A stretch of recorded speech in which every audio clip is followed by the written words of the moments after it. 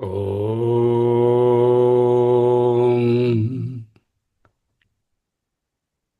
ఓం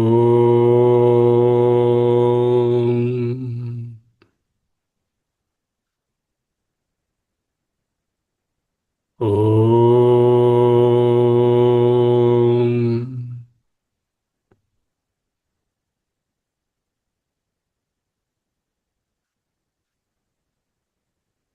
అహమస్మి అహమస్మి. సావధానంగా ఉండండి, రిలాక్స్డ్గా ఉండండి. అహంకారం బలం దర్పం కామం క్రోధం పరిగ్రహం విముచ్య నిర్మమః శాంతో బ్రహ్మభూయాయ కల్పతే. జ్ఞాననిష్ట, నైష్కర్మ్య సిద్ధి, దానిందు ఉండడానికి ఏ విధమైన ప్రయత్నాలు, ఏ విధమైన లక్షణాలు ఉండాలి అనే దానిని వితర్కిస్తున్నారు. 5వ శ్లోకంలో, 51వ శ్లోకంలో బుద్ధ్యా విశుద్ధయా యుక్తో ధృత్యాత్మానం నియమ్య చ శబ్దాదీన్ విషయాన్ త్యక్త్వా రాగద్వేషౌ యుధస్య చ వివిక్తసేవీ లఘ్వాసి యత వాక్కాయమనసః ధ్యానయోగపరః నిత్యం వైరాగ్యం సముపాశ్రితః. ఇంకా అహంకారం, అహంకరణము. దేని మీద ఈ అహంకారము? మనం మామూలుగా అనుకునే గర్వం అని అర్థం కాదు ఇక్కడ. అహంకరణము, దేహము నేను, I am the body, I am the mind, I am the prana, I am the intellect, I am the combination of all these things. That is the bhava. The I am bhava should be not on these things but on the Atma. But unfortunately, due to various reasons, particularly the Ajnana or the Avidya, identification with the body, mind, Indriya complex, దేహము ఇంద్రియములు మనస్సు నందు నేను అనే తాదాత్మ్యమును అహంకరణము అంటారు. ఎలా తెలిసింది? అహంకార దేహేంద్రియాదిషు తమ్. అది దేహేంద్రియాదిషు తమ్ వాని యందు అహంకరణం, నేననే బుద్ధి. నేనెవరు? అహమస్మి. ఐఎమ్ ది ఉనికి, ఐఎమ్ ది చిత్, ఐఎమ్ ది సత్. Unfortunately I have shifted my అహం onto kara, ahankara. Ahankara is with the body, mind, indriya complex. బలం, బలాన్ని కూడా పరిగ్రహించాలట. అంటే బలాన్ని పరిగ్రహించడం ఏమిటండి?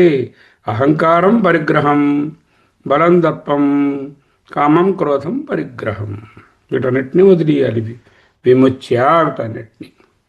అహంకారం విముచ్య, బలం విముచ్య, దర్పం విముచ్య, కామం విముచ్య, క్రోధం విముచ్య, పరిగ్రహం విముచ్య. అన్నిటినీ వదిలిపెట్టాలి. అంటే బలం సామర్థ్యం కామరాగాదియుక్తం.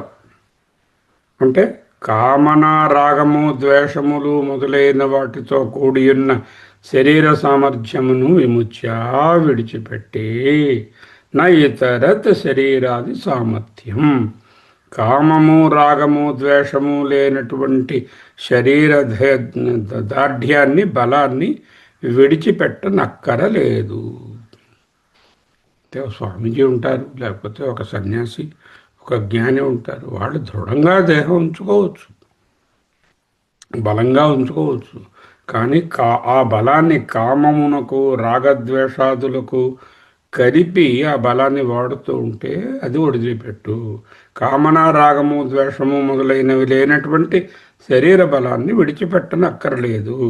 అట్టి బలము సహజ సిద్ధం కాబట్టి దాన్ని విడిచిపెట్టుట సంభవము కాదు. ఎందుకు? స్వాభావికత్వేన త్యాగస్య అశక్యత్వాత్. స్వాభావికత్వమైనటువంటి బలం కాబట్టి అది కామము కొరకో, రాగము కొరకో, ద్వేషము కొరకో ఏర్పడినటువంటి వెర్రి బలం కాదు. కాబట్టి దానిని త్యాగము చేయుట అనేది అశక్తత్వాత్ వేరుపడదు కనుక. Is defining each word. అహంకారం బలం. దప్పం నామ హర్షానంతరభావి ధర్మాతిక్రమహేతు.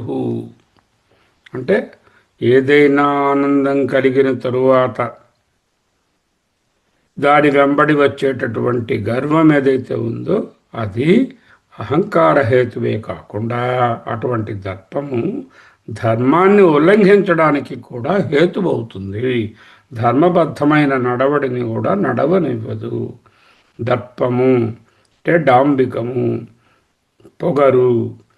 దర్పో నామ హర్షానంతర భావి ధర్మాతిక్రమ హేతు. దర్పం అంటే హర్ష అనంతర భావి, హర్షము వెంబడి వచ్చేటటువంటి గర్వం. అది ధర్మాన్ని ఉల్లంఘించడానికి హేతువు, ధర్మాతిక్రమ హేతు. అహంకారం బలం దర్పం. హృష్టో దృప్యతి దృప్తో ధర్మం అతిక్రామతి ఇది స్మరణాత్తం చ. శ్లోకాన్ని కోట్ చేస్తున్నారు. హృష్టో దృప్యతి, హర్షమును పొందినవాడు దర్పమును పొందినవాడే. దృప్తో అంటే దర్పమును పొందినవాడు ధర్మం అతిక్రామతి, ధర్మమును ఉల్లంఘించును అనేటటువంటి మనుస్మృతి వాక్యాన్ని కోట్ చేస్తున్నారు. ఇది స్మరణాత్ తంచ, దానిని కూడా. హృష్ట అంటే అధికమైనటువంటి హర్షము వెంబడి దృప్యతి దర్పం వస్తుంది. దృప్త దర్పం వచ్చినవాడు ధర్మం అతిక్రామతి, ధర్మాన్ని దాటి ప్రవర్తిస్తూ ఉంటాడు అనే మనుస్మృతిని కోట్ చేసి ఇతి స్మరణాత్తం చ అంటే ఏంది? అహంకారం బలం దర్పం కామం ఇచ్ఛాం. సింపుల్. కామం అంటే ఇచ్ఛాం, కామనా కోరికలు, రకరకాల కోరికలు. క్రోధం అంటే ద్వేషం. కోపము వేరు, క్రోధము వేరు. కోపం అనేది తాటాకు మంట వస్తుంది, వెంటనే చల్లారిపోతుంది. క్రోధం అనేది మనసులో ఒక ద్వేషాన్ని కూడా కలిగి అవతల వాళ్ళ మీద వెంజన్స్ అంటామే, అటువంటి దానిని పరిగ్రహం అంటే ఏదో ఒకటి తీసుకోవడం. పరిగ్రహం అంటే పుచ్చుకోవడం. ఇంద్రియ మనోగత దోష పరిత్యాగే అపి శరీరధారణ ప్రసంగేన ధర్మానుష్ఠాన నిమిత్తేన వా బాహ్య పరిగ్రహ ప్రాప్త. పరిగ్రహము అంటే ఇంద్రియములందు దర్పము, మనస్సునందు కామన ఇత్యాదులు ఉండే దోషములను విడిచిపెట్టినను దేహమును ధరించుట అనేటటువంటిది ఇంకా ప్రసక్తమవుతుంది. అంటే దర్పము లేదు, మనసులో కామనలు లేవు, ఇటువంటి వాటిని విడిచిపెట్టినా కూడా ఇంకా దేహాన్ని ధరించుట అనే ప్రసక్తి వస్తుంది. ఆ కారణముగా కానీ లేదా ధర్మమును అనుష్ఠించుట అనే నిమిత్తముగా కానీ, నేను ఈ ధర్మకార్యం చేయాలి, నేను వాళ్ళ దగ్గర నుంచి ఇది పుచ్చుకోవచ్చు, లేకపోతే నేను ధర్మాన్ని పాటించాలి, ఈ నిమిత్తంగా నేను బాహ్య వస్తువులను ప్రోగు చేసుకోవాలి అనేటటువంటిది బాహ్యవా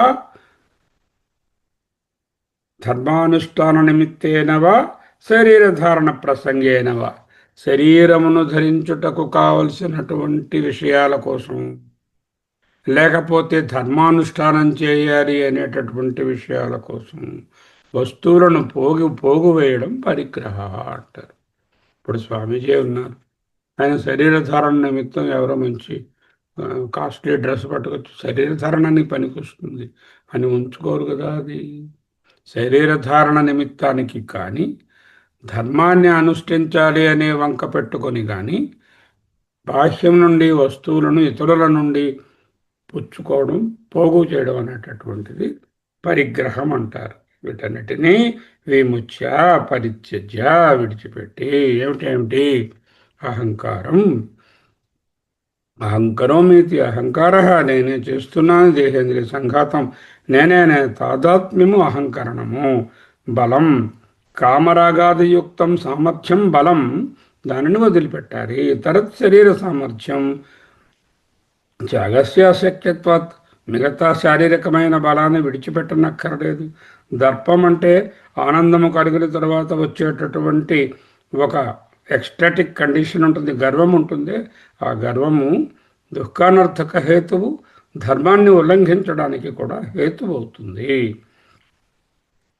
అలాగే కామం అంటే కోరిక, క్రోధం అంటే ద్వేషం, పరిగ్రహం అంటే బాహ్యం నుండి వస్తువులను ప్రోగువేయడం. ఎందుకోసం? తన శరీర పోషణార్థమైనా ఉపయోగపడుతుందని కానీ, లేక ధర్మానుష్ఠానం చేయాలి, ధర్మకర్మలు చేయడానికి కావలసినటువంటి సంభారాలకు డబ్బు కావాలి అని ప్రోగువేయడం కూడా పరిగ్రహమే. వీటన్నిటినీ విముచ్య పరిత్యజ్య అంటే ఏమిటి మిగిలిందంటే ఇప్పుడు నిర్మమ అంటే నాది అనేది ఏది లేదు. శాంత సకల రకములైనటువంటి ఈ అలజడులు పూర్తిగా ఉపశమించినటువంటివి, చల్లారిపోయినటువంటివి. అటువంటి వాడు వాడిని ఏంటంటున్నారు? దేహజీవన మాత్రేయపి నిర్గత మమ భావో నిర్మమ. అంటే శరీరం ఉండడానికి కూడా చేయవలసినటువంటి కర్మల యందు లేక వస్తువుల యందు కూడా మమకార భావము, మమత్వ భావము, నాది అనే భావము లేకపోవడము నిర్మమ. ఏమైంది? అత కారణముల వలన. ఎందుకు? దేహేంద్రియ సంఘాతం అనే అహంకారము లేదు, నాకింత సామర్థ్యము బలము ఉన్నది కదా అనేటటువంటి కామరాగయుక్తమైనటువంటి బలము వదిలేశాడు. ఆనందం వెనకాల వచ్చేటటువంటి దర్పాన్ని వదిలేశాడు. దాని వలన ఉండేటటువంటి ధర్మం అతిక్రమించేటటువంటి పరిస్థితి లేదు. సకల కోరికలను వదిలేశాడు, రాగద్వేషాలను, క్రోధాన్ని వదిలేశాడు. ఇక వస్తువులను పోగు చేయడం మానేశాడు. శరీరం ధరించడానికి కావలసినటువంటి వాటి యందు కూడా నిర్గత మమ భావ నిర్మమ. కారణాల వలన అతహేవ శాంత. శాంత అంటే ఉపరత అంటే మంట చల్లారిన వాడు. మనం మంటలో ఉన్నాము, తెలియదు మనకి. విపరీతమైనటువంటి మంట, రకరకాల మంటలు పైన చెప్పినవన్నీ. ఈ మంటలన్నీ ఎప్పుడైతే చల్లారతాయో, ఉపశమిస్తాయో దానినే శాంతం అన్నారు. ది పదం శాంతం అనే దానికి పీస్ అనే English, it is barely inadequate. It is not piece. It is not having any of the flames that engulf you in the life. ఈ ఫ్లేమ్స్ అన్నీ చల్లారిన స్థితియే ప్రపంచోపశమం. ప్రపంచం అంటే ఈ ఫ్లేమ్స్, ఉపశమం శాంతం. అదే శాంత. అతయేవ శాంత ఉపరత. పరిగ్రహము కూడా విడిచిపెట్టి పరమహంస పరివ్రాజకుడుగా ఈ దేహము జీవించుట ఎందునే దాని ఎందు కూడా తొలగిపోయినటువంటి మమకారము గలవాడైన వాడు కాబట్టి శాంత చిత్తుడు. చిత్త విక్షేపములన్నీ కూడా, all the waves of the mind తొలగిపోయినవాడు. సర్వసంగ పరిత్యాగి అయినటువంటి ఆత్మనిష్ఠుడు ఎటువంటి వాడో ఈ విధంగా చెప్పినవాడు గలడో అతడు బ్రహ్మభూయాయ యతి. అంటే ఈ విధమైనటువంటి ఆత్మనిష్ట కలిగినటువంటి వాడు, జ్ఞాననిష్ట జ్ఞానమునందే నిలిచి ఉన్నవాడు. బ్రహ్మభూయాయ అంటే బ్రహ్మను పొందుటకు అని ఉంది. బ్రహ్మభూయాయ ఏంట్రా? బ్రహ్మభవనాయ అన్నారు. అంటే బ్రహ్మమునందే ఉన్నవాడుగా, బ్రహ్మభవనము కొరకు, బ్రహ్మమునందు ఉండుట కొరకు. భవనము అంటే ఉండేది అని అర్థం. బ్రాహ్మీ భవనము ఎక్కడ ఉండాలి? మ్యాన్షన్స్లోని, పెద్ద పెద్ద ఇళ్లలోనే కాదండి. బ్రహ్మభవనాయ కల్పతే సమర్థ్యతే. సమర్థుడవుతాడు. సమర్థో భవతి. అహమస్మి అహమస్మి. ఈ ఇన్స్ట్రక్షన్స్ జాగ్రత్తగా ఫాలో అవ్వగలిగితే పూర్తిగా ఇక బ్రహ్మభవనాయ కల్పతే, బ్రహ్మభూయాయ కల్పతే అనేది ఏమీ సందేహం లేదు.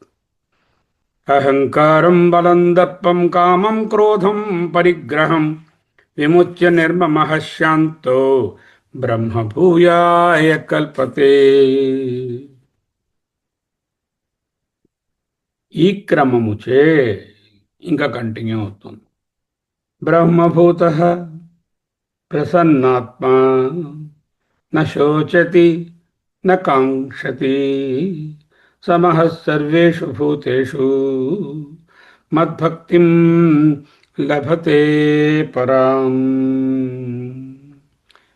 అనేన క్రమేణ ఈ ప్రకారంగా పై 3 శ్లోకాలలో చెప్పినటువంటి విధానంగా ఉంటూ బ్రహ్మభూయాయ అయ్యాడు కదా.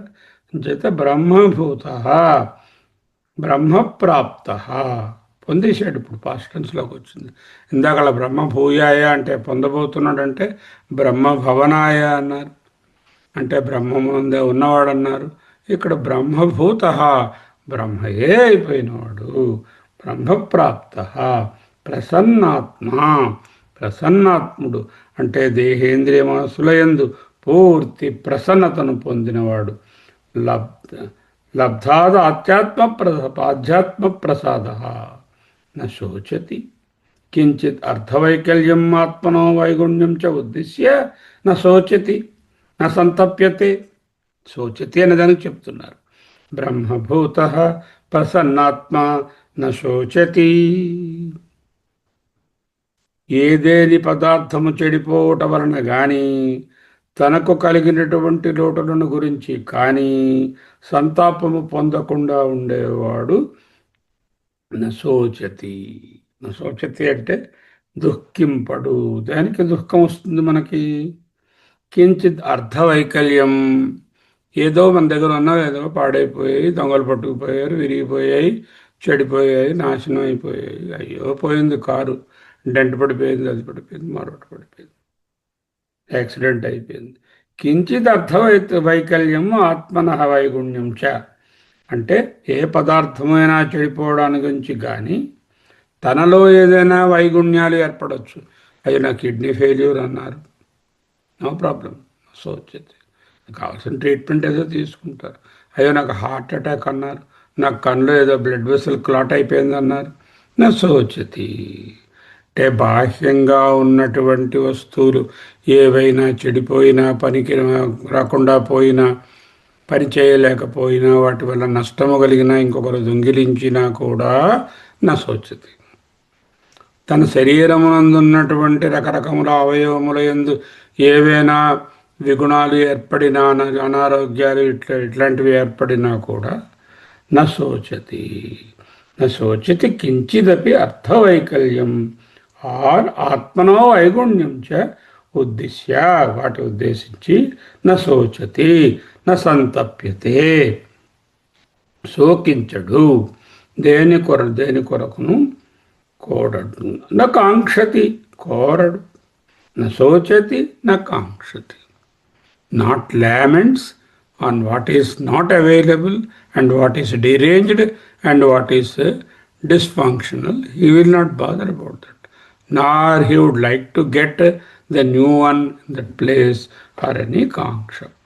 Brahmabhutah prasannatma na sochati na కాంక్షతి.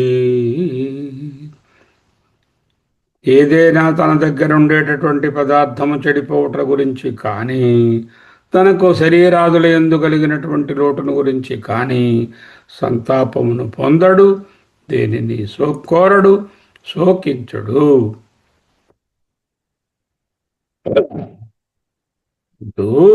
బ్రహ్మభూతస్య అయం స్వభావః అనూజ్యతే న శోచతే న కాంక్షతి ఇది.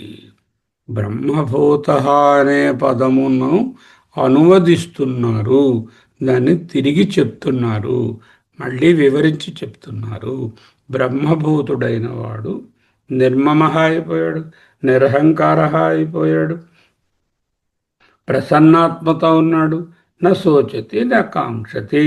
ఈ నశోచతి నకాంక్షతి అనే పదములు బ్రహ్మభూత అనే పదాన్ని విశేషించి అనూజ్యతే చ శోచతి నకాంక్షతి ఇది. అయం స్వభావః బ్రహ్మభూతస్య. బ్రహ్మభూతుడైన జ్ఞాని యొక్క స్వభావము, ఈ స్వభావము, ఈ స్వరూపము అనువదించబడుతున్నది. నశోచతి నకాంక్షతి. పొందబడనటువంటి ఇంద్రియ భోగాన్ని కోరుట బ్రహ్మవేత్తకు సంభవమే కాదు. నా హృష్యతి హర్షమును పొందడు అని పాఠము కూడా ఉంది. నా శోచతి నా హృష్యతి అని కూడా చెప్పుకోవచ్చు. నహి అప్రాప్త విషయాకాంక్ష బ్రహ్మవిధ ఉపపద్యతే. ఉన్నదాని మీద ఉండేటటువంటి దానిని రాగము పేషను అంటున్నాం. లేని దానిని పొందాలనేటటువంటి కోరికను తృష్ణ కామన కోరిక అంటున్నాం. అంటే ఈయనకు రాగము లేదు, తృష్ణ లేదు. ఉన్నవాటి చెడిపోయేనే బాధ లేదు. నా శోచతి నా కాంక్షతి, అంటే క్రొత్తవి రావాలి అనేటటువంటి బాధ లేదు. అంటే రాగము తృష్ణ రెండు కూడా పోయినవాడు. నహి అప్రాప్త విషయాకాంక్ష బ్రహ్మవిధ ఉపపద్యతే. బ్రహ్మవేత్తకు సంభవము కానటువంటి వాటిని పొందాలి అనేటటువంటి కోరిక కూడా వీలుపడదు. నోపపద్యతే. నా హృష్యతి ఇతివా పాఠ. నా హృష్యతి అనేది వేరే పాఠాంతరం. అంటే కాంక్షతి దగ్గర హృష్యతి, నా శోచతి నా హృష్యతి అనే ఒక శ్లోకం చూడవచ్చు మీరు ఎప్పుడైనా. నా శోచతి నా కాంక్షతి రెండు పాఠాలు ఉన్నాయి. దీనివలన ఏమిటైందండి? యాసిడ్ టెస్ట్, లిట్మస్ టెస్ట్ ఏమిటి, ఎలా తెలుస్తుంది ఇటువంటి వాళ్ళు అలా ఉన్నారు అని, లేక మనం ఆ స్థాయికి ఎదిగాము అని ఎలా తెలుస్తుంది? సమః సర్వేషు భూతేషు, సమః సర్వేషు భూతేషు 6:32లో చెప్పారు. ఆత్మౌపన్యేన సర్వేషు భూతేషు సుఖం దుఃఖం వా సమం ఏవ పశ్యతి. 6:32. ఆత్మ ఔపన్యేన, సర్వము ఆత్మయే అని, సర్వేషు భూతేషు అన్ని భూతముల యందు సుఖం దుఃఖం వా సమం ఏవ పశ్యతి, సుఖ దుఃఖములను సమానముగా చూస్తాడు. అటువంటి వాడినే సమః సర్వేషు భూతేషు, సకల ప్రాణుల యందు సముడు. అంటే సకల ప్రాణుల యందు సుఖమును గాని దుఃఖమును గాని తన తోడి పోలికతో సమానముగా మాత్రమే చూచును అని అర్థం. ఈ శ్లోకమునందు ఆత్మను సమముగా దర్శించుట అని అర్థం కాదు.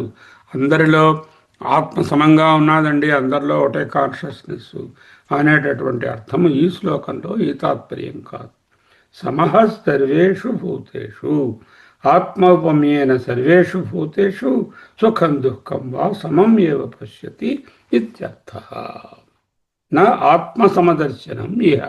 ఇక్కడ సర్వమునందు ఆత్మయే ఉన్నది, సర్వము ఈశ్వరమయము, ఈశ్వరుడే సర్వం, సర్వం కల్విదం బ్రహ్మ అనేటటువంటి దాని గురించి చెప్పటం లేదు. ఇక్కడ ఏ విధమైన ప్రాణిని కానీ ఇతర మనుషులను కానీ చూచినప్పుడు వాళ్ళ యందు సుఖదుఖములు, తన యందు సుఖదుఖాలను ఏ విధంగా చూసుకుంటాడో అదే విధంగా చూసుకుంటాడు అని అర్థం. ఎందుకంటే తస్య వక్ష్యమాణత్వాత్ భక్త్యా మాం అభిజానాతి ఇది. భక్త్యా మాం అభిజానాతి అనే తరువాత శ్లోకంలో ఆ విషయాన్ని భగవంతుడు చెప్పబోతున్నాడు. ఇక్కడ సర్వత్ర సమదర్శన అంటే సర్వత్ర ఆత్మదర్శన అనే అర్థం తీసుకోకు.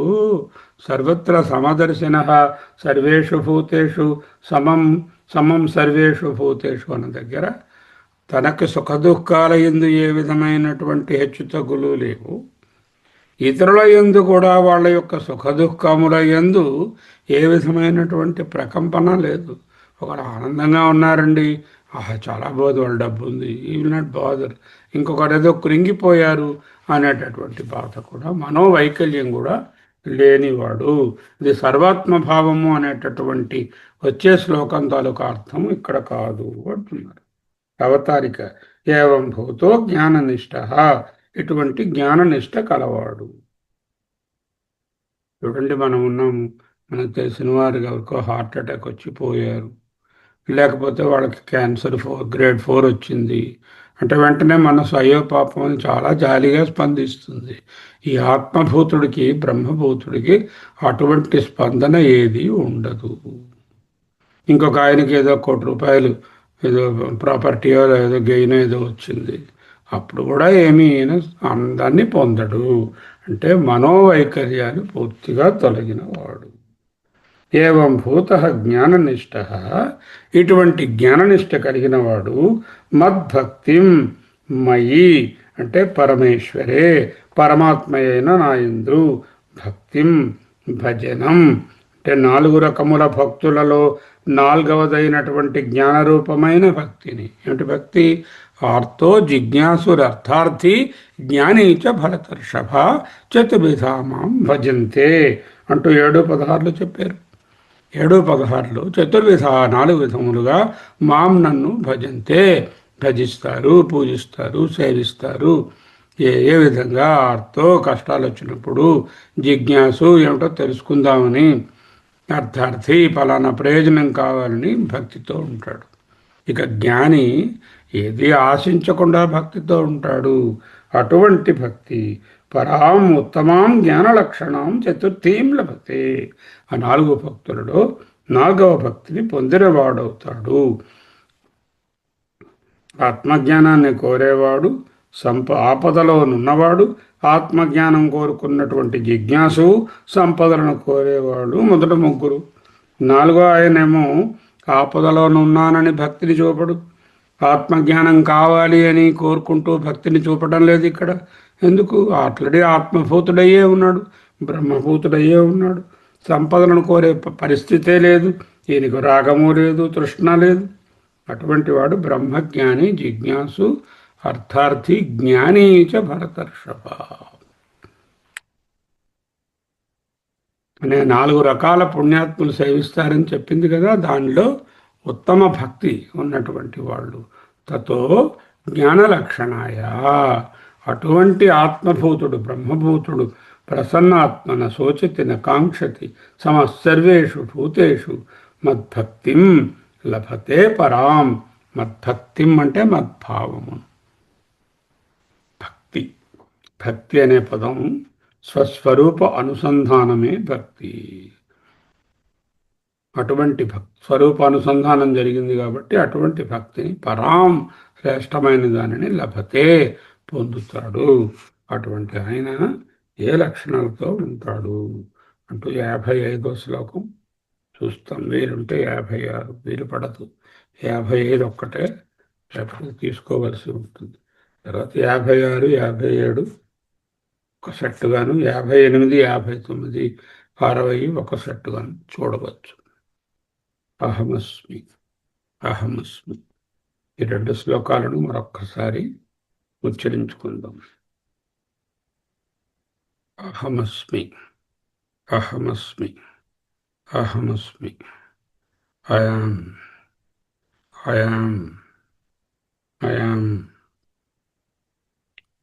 అహంకారం బలం దర్పం కామం క్రోధం పరిగ్రహం విముచ్య నిర్మమః శాంతో బ్రహ్మభూయాయ కల్పతే. బ్రహ్మభూతః ప్రసన్నాత్మా న శోచతి న కాంక్షతి న శోచతి న హర్షతి సమః సర్వేషు భూతేషు మద్భక్తిం లభతే పరాం. అహమస్మి అహమస్మి అహమస్మి బ్రహ్మభూయోస్మి బ్రహ్మభూతః అస్మి బ్రహ్మభూతః అస్మి. అహమస్మి ప్రసన్నాత్మాస్మి ప్రసన్నాత్మాస్మి బ్రహ్మభూయః అస్మి ప్రసన్నోహం బ్రహ్మోహం శివోహం శివోహం శివోహం పరమేశ్వరోహం శివోహం పరమేశ్వరోహం శివః కేవలోహం శివః కేవలోహం. అహమస్మి బ్రహ్మభూయోహం బ్రహ్మభూతోహం. అహమస్మి అహమస్మి అహమస్మి అహమస్మి శివోహం శివోహం సోహం సోహం శివోహం శివోహం శివోహం శివోహం శివోహం. అహమస్మి అహమస్మి బ్రహ్మైవాహం స్వస్తి.